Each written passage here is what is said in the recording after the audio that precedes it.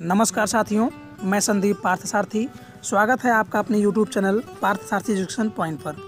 साथियों, आपको पूर्व अवगत है कि ऑनलाइन निष्ठा प्रशिक्षण कार्यक्रम गतिमान है, जिसके अंतर्गत मॉड्यूल 13, 14 और 15 का प्रशिक्षण 16 दिसंबर से 31 दिसंबर के बीच पूर्ण कर लेना है। प्रशिक्षण में प्रतिभाग करने हेतु डिस्क्रिप्शन में आप सभी के लिए लिंक दी गई है, जिस पर क्लिक करके आप सभी सीधे प्रशिक्षण में प्रतिभाग करना सुनिश्चित कर सकते हैं।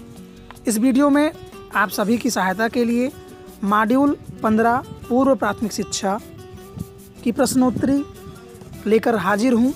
यदि आपने मॉड्यूल 13 और 14 की गतिविधि व मुख्य प्रश्नोत्तरी नहीं हल की है तो डिस्क्रिप्शन से वीडियो की लिंक प्राप्त करके वीडियो को देख के आप प्रशिक्षण पूर्ण कर सकते हैं। आइए शुरू करते हैं मॉड्यूल 15 पूर्व प्राथमिक शिक्षा की मुख्य प्रश्नोत्तरी।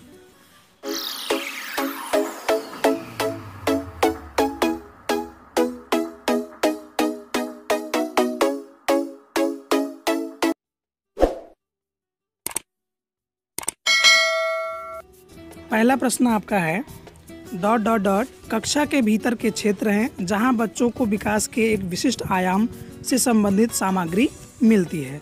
आपके विकल्प होंगे संगीत केंद्र, देखभाल केंद्र, अध्ययन केंद्र और अंतिम विकल्प होगा आपका लर्निंग सेंटर। तो इसमें आपका जो सही विकल्प है वह होगा आपका लर्निंग सेंटर, क्योंकि जो लर्निंग सेंटर होता है वह कक्षा के भीतर बनाया जाता है जहाँ पर विशिष्ट आयाम से संबंधित अर्थात आपको खेल कूद, कहानी, नाटक, उपन्यास, चुटकुले आदि से संबंधित जो पढ़ने की सामग्री होती है वहाँ पर उपलब्ध होती है। वहाँ पर बच्चे खड़े होकर या बैठकर उसको पढ़ सकते हैं।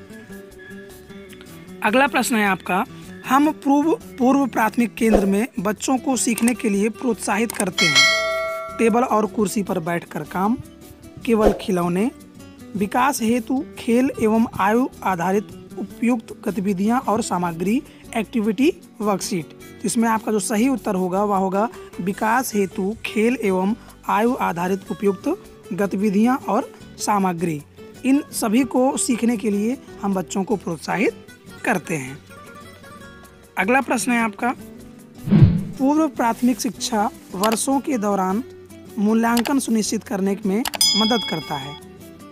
विकल्प हैं आपके विशेष शैक्षिक आवश्यकताएं, उपरोक्त सभी, विकासात्मक देरी की प्रारंभ पहचान, संभावित क्षमताएं। तो इसका जो सही विकल्प होगा वह होगा उपरोक्त सभी, अर्थात ऊपर के तीनों विकल्प इसमें सही हैं। अगला प्रश्न है आपका, निम्नलिखित में से कौन सा घटक तत्व संयोजन या लिंकेज स्थापित करने के लिए है। कार्यक्रम के अनुसार अर्थात प्रोग्रामेटिक, स्थानीय लोकेशनल, प्रबंधन मैनेजमेंट या उपरोक्त सभी।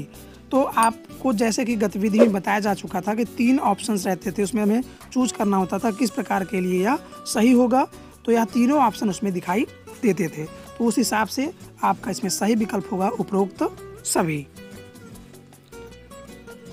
अगला प्रश्न है, पूर्व प्राथमिक केंद्र आने वाले छोटे बच्चों के लिए आयु समूह क्या है, अर्थात ऐसे कौन से बच्चे हैं, किस उम्र के बच्चे हैं जो पूर्व प्राथमिक केंद्र में आते हैं।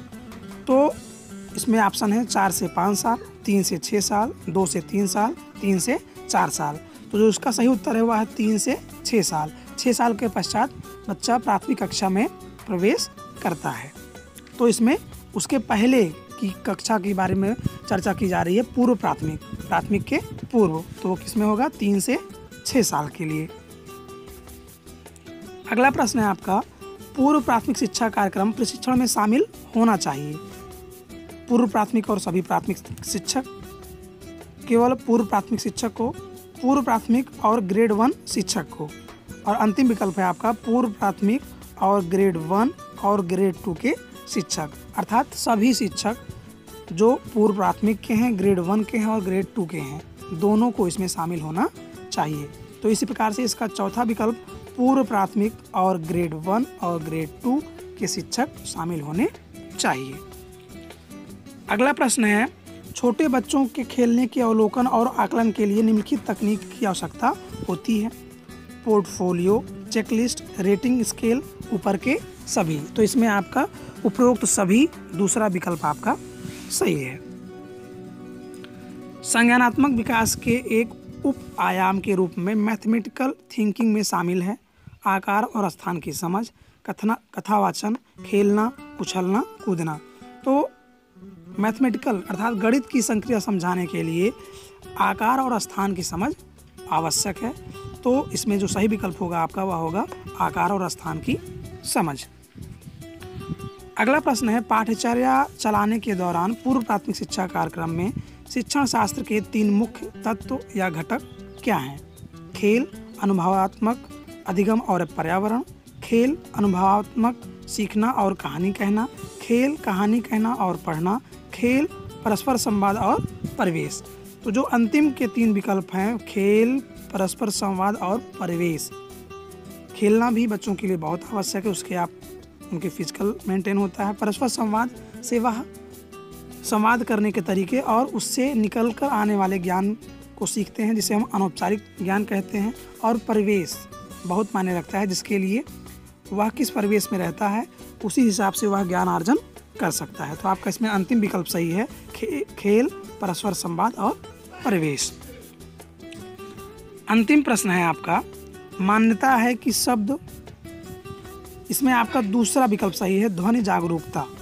अर्थात बच्चों को ध्वनि की जागरूकता होनी चाहिए कि किस प्रकार की ध्वनि किस लिए प्रयोग की जा रही है।